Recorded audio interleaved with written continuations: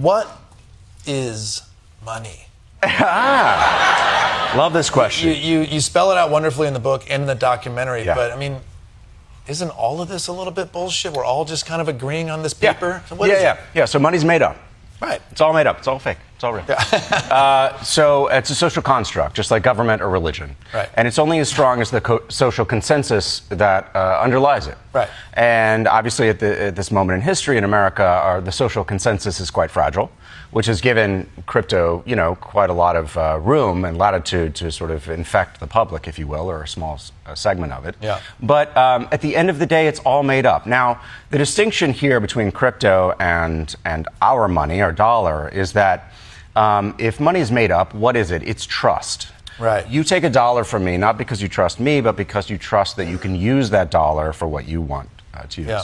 Crypto says we can replace all of that pesky human interaction with computer code. Right. All you have to do is trust the code. Well, that's a lie. It's a fundamental misunderstanding of what money is and the social construct nature of it. To give you a specific example, Sam Bankman-Fried, now doing 25 years in jail. I mean, you sat down with him in maybe one of the more awkward documentary interviews I've ever seen in my life. Wow.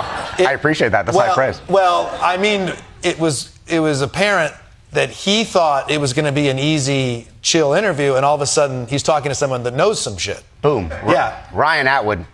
That guy up. Right, exactly.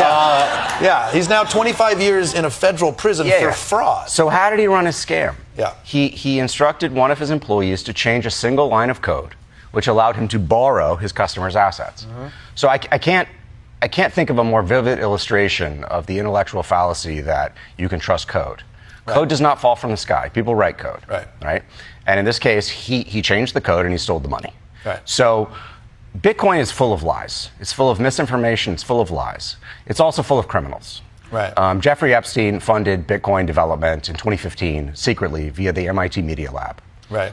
He was a convicted sex offender. The guy who the New York Times thinks is Satoshi, Adam Back. Okay. His company Blockstream. Satoshi is kind of what started all this. Satoshi is like the mystical cult-like figure Wizard who, of like, Oz. the Wizard of Oz. Exactly. And so you peek behind the curtain, and it's this guy. Well, New York Times thinks it might be Adam Back. Adam Back's company, Blockstream, received funding from Jeffrey Epstein. Wow. Okay. So Satoshi, potentially, getting funding from the world's most notorious pedophile. That's what we're talking about.